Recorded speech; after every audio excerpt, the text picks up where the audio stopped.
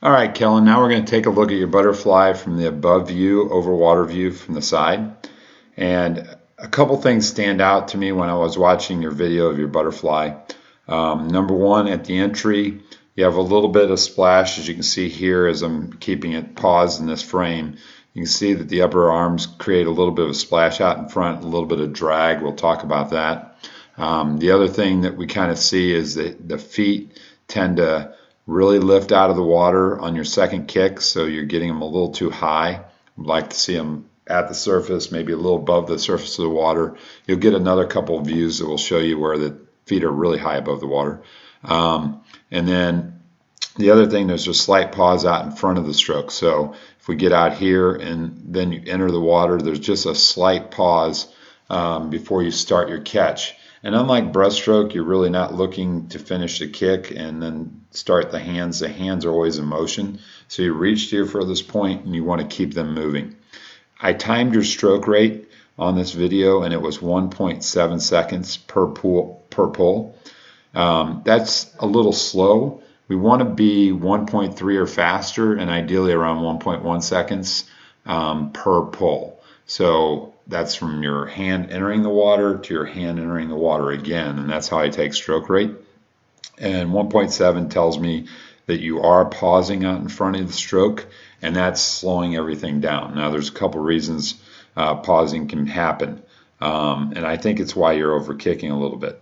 But as you come over the top, you can just see a little bit of that splash that's created from your upper arms. We'll kind of let it go forward again. Good head position and good hip position.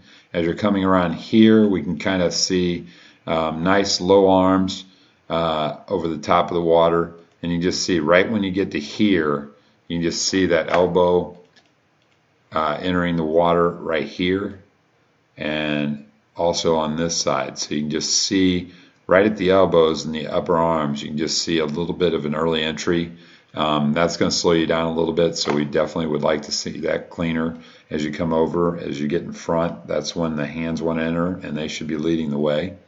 And then you get the hands out in front of your shoulders, which is a good position, and then you finish that, and then you get this big kick, so your feet get way out of the water, about 6 inches out of the water from the surface of the water to your feet. So if I draw this line, there's where the surface of the water is.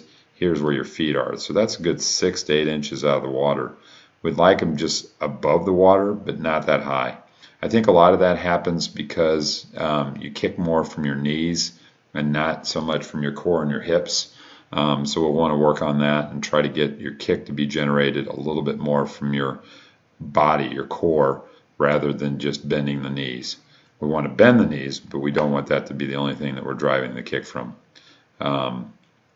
Breath a little high.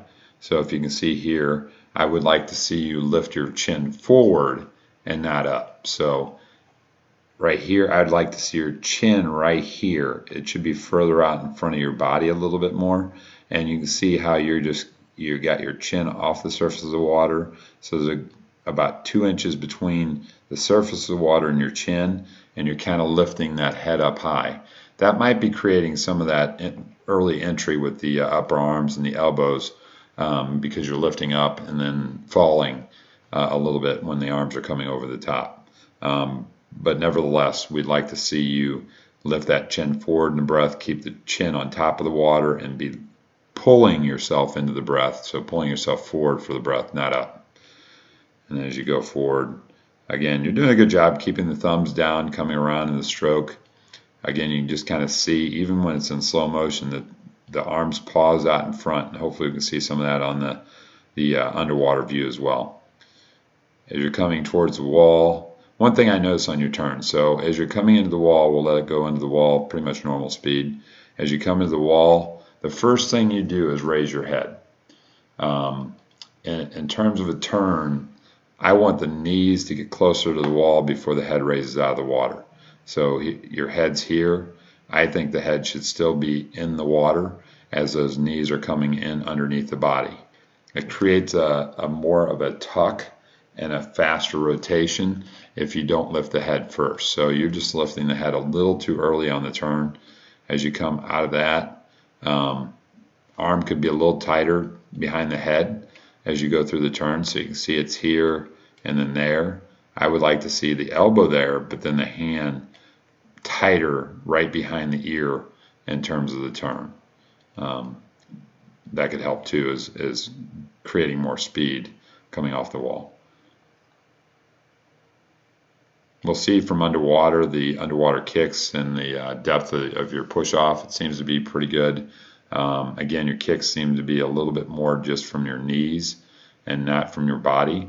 So we want to create a little more power by using our core.